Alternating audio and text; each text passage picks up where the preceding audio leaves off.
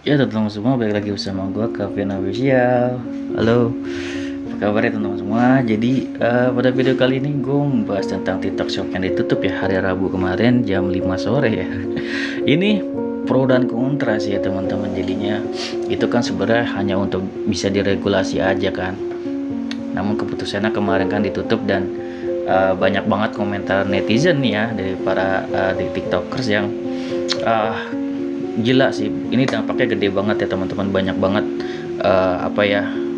perekonomian para UMKM yang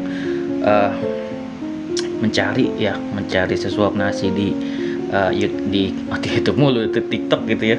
Itu penghasilannya hilang gitu aja, yang banyak memproduksi barang-barang atau makanan atau segala macem gitu kan, telur asin gitu kan, itu mati gitu aja gitu kan untuk penjualannya. Banyak banget yang menggantungkan hidupnya dari TikTok dan dijatuhin gitu aja gitu. Dan gue pengen teman-teman tahu apa sih komentar dari netizen mengenai TikTok Shop ditutup ini gitu ya. Ini dia komentar ya teman-teman. TikTok Shop bakal ditutup. Berita ini aku cukup sedih karena banyak banget nanti pengangguran di mana-mana.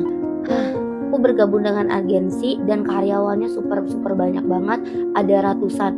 Jika TikTok Shop bakal ditutup, nah pasti ratusan orang ini mencari pekerjaan lagi. Sedangkan pekerjaan ini susah sekarang dicari kalau kita tidak lulusan S1 atau S2. Sekarang minimal itu harus S1, dan aku juga contohnya nih, aku tidak bisa bahasa asing. Bahasa Inggris saja aku nggak bisa. Apalagi teman-teman yang di luar sana yang baru lulusan SMA. Ya rata-rata teman aku yang sebelum jadi konten creator, mereka tuh cuma penjual, cuma pencuci motor, cuma jualan-jualan sosis-sosisan. Nah, ternyata dia main TikTok sekarang, alhasil mereka udah buka usaha, dan alhasil itu juga menjadi pemasukan untuk pemerintah. Pedagang Tanah Abang pengen TikTok Shop ditutup. Wahai pedagang Tanah Abang, kalian sudah berjaya berapa tahun? Dan kalian baru omsetnya turun berapa bulan? Nah, kalian pengen omsetnya naik, tapi jangan juga menginjak pedagang online. Terutama Pak Menteri nih, Kemendak, Pak Zulkifli Hasan. Pak, jangan terlampau memikirkan yang ada di Tanah Abang atau pasar-pasar yang sepi. Tapi pikirkan juga afiliator. Pikirkan juga seller-seller. Kita ini yang ada di pedagang online juga bertahan hidup di online. Gini Pak, misal nih Pak ya, saya nggak punya uang nih ya, terus saya ke TikTok saya mau jualan, gimana caranya? Oh langsung aja registrasi, tapi saya nggak punya duit. Oh nggak apa-apa, tanpa 0 rupiah kan Anda masih bisa jualan di TikTok. Jadi afiliator aja, seperti itu kemudahannya. Tapi kalau saya ke Tanah Abang berbeda Pak. Bu, saya pengen jualan baju-baju ibu dong. Oh yaudah silakan. Tapi saya nggak punya modal. Aduh nggak bisa deh, minimal 1 kodi baru bisa mendapatkan harga reseller. Oh yaudah nih, saya cuma punya 100.000, gimana? Belum bisa, paling juga 3 potong baju. Yaudah deh 3 potong baju deh. Yaudah nih, saya ambil, terus saya bilang ke ibunya, Bu, saya boleh gak dagang di depan toko ibu? Lah nggak boleh lah, gimana sih? Sesulit itu Pak. Kalau kita yang nggak punya modal ingin berusaha, disebutnya tuh, menjadi entrepreneur, semudah itu juga di TikTok memberdayakan kami. Kami bisa berkreatif sekreatif mungkin, dan kita bisa bertahan hidup. Gak bakalan laku lo mau minta TikTok Shop ditutup. Udah Shopee, Lazada, Tokopedia semua ditutup, itu gak akan bikin Tanah Abang langsung kebanjiran pengunjung kayak dulu lagi.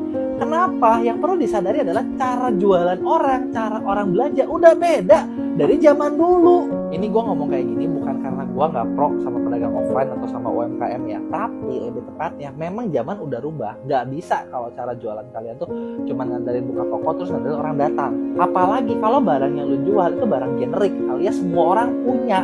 Kalau misalnya mau offline doang dan rame, kalian harus punya barang yang benar-benar unik, yang bikin orang mau datang dan memang kalian doang yang punya. Masalahnya barang yang dijual di Tanah Abang gimana? Sama aja kan, ada di mana-mana kan. Lagian kita berandai-andai deh, anggaplah semua platform e-commerce ditutup. Apakah orang bakal langsung besoknya datang berbondong-bondong membelanja? Gua rasa Enggak. Kenapa? Karena orang yang udah senang online dan nggak bakalan balik. Justru dengan kayak gitu mereka malah makin benci loh sama toko offline dan orang-orang yang membuat toko-toko online yang mereka suka jadi tutup. Nah sekarang daripada gitu, kenapa sih nggak online offline jalan aja beriringan? Bisa kok sebetulnya. Karena kenapa gue tahu bisa? Gue udah lama kerja sama dengan cukup banyak seller di Tanah Abang. Dan gue tahu Tanah Abang ya banyak, memang banyak smart seller juga di sana. Di mana itu kita udah mulai dari masa pandemi ketika orang nggak bisa jualan, nggak bisa kemana-mana, banyak smart seller yang mulai masuk ke online. Ada yang mulai dari belajar, jualan Shopee, Tokopedia, sampai TikTok. Dan gue tahu omsetnya mereka gede-gede dari online juga. Dan buat yang nggak punya waktu juga banyak loh yang maksudnya kerja sama kita yang ngerjain tokonya, di mana mereka tinggal fokus ngurusin barangnya. Nah makanya sebenarnya gue bingung nih, kok masih ada aja sih seller yang julid yang beranggapan kalau saingannya ditutup toko lu bakal rame. Kagak bakalan. Saingan ditutup justru orang malah makin benci sama kalian yang bikin si kompetitor ditutup. Nah daripada julid, kenapa sih nggak jalan aja barengan? Pemerintah juga sering kok ngadain acara-acara, ada kayak Dekranasda dan macam-macam acara lainnya yang difasilitasi buat bikin kalian yang di offline itu bisa di online. Jadi udah deh, harusnya jangan ada kayak minta tutup-tutupan lagi. TikTok Shop akhirnya resmi ditutup. Kami sangat kaget saat menerima email yang berisikan pesan tersebut. Sudah banyak kekecewaan yang timbul akibat prahara masalah ini. Lagi nih kita di tahun 2020 kemarin kan dipaksa untuk bekerja secara online. Nah sekarang nih kita udah online nih, tapi tiba-tiba sudah online-nya jalan, kenapa tiba-tiba ditutup? Bener-bener nyakitin banget sih ya.